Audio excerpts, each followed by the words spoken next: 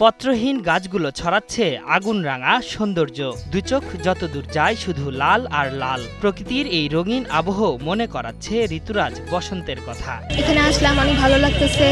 শিমুল ফুল দেখলাম, সুন্দর জায়গাটা অনেক। হ্যাঁ, তারা অবশ্যই আসুক। এখানকার পরিবেশটা অনেক সুন্দর। এখানে এসে সবাই পিক ওঠে, সুন্দর সুন্দর ভিডিও বানায়। তারা আসুক, এসে ভালো লাগবে। সিরাজগঞ্জের উল্লাপাড়ার ঘটিনা শাহজাহানপুর রেললাইনের দুপাশ জুড়ে ছেয়ে গেছে লাল শিমুলে। নয়নাভিরাম এই দৃশ্য দেখতে প্রতিদিন ভিড় করছেন প্রকৃতি প্রেমীরা। ঐতিহ্যবাহী সিরাজগঞ্জ জেলার উল্লাপাড়া উপজেলার অন্তর্গত চর ঘাটিনা অর্থাৎ ঘাটিনা ব্রিজের পাশে আপনার রেলওয়ের পাশে আপনারা দেখছেন যে এখানে ফাল্গুনের আবাহনে পলাশ ফুলের যে রক্তিম একটা প্রাকৃতিক সৌন্দর্য আমরা উপভোগ করছি শুধুমাত্র উল্লাপাড়া শাহজাহানপুর ঘাটিনা ব্রিজ সংলগ্ন আপনারা পেয়ে থাকবেন।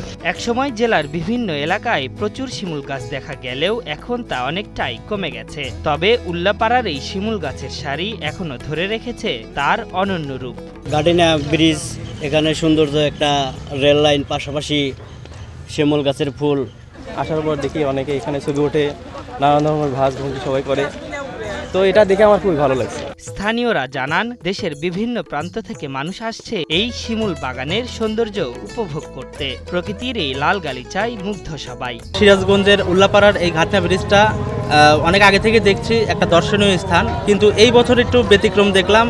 প্রচুর শিমুল ফুল এই ঘাটিনা ব্রিজ থেকে, এই ঘাটিনা ব্রিজের পাশ বরাবর চলে গেছে অনেক দূর পর্যন্ত।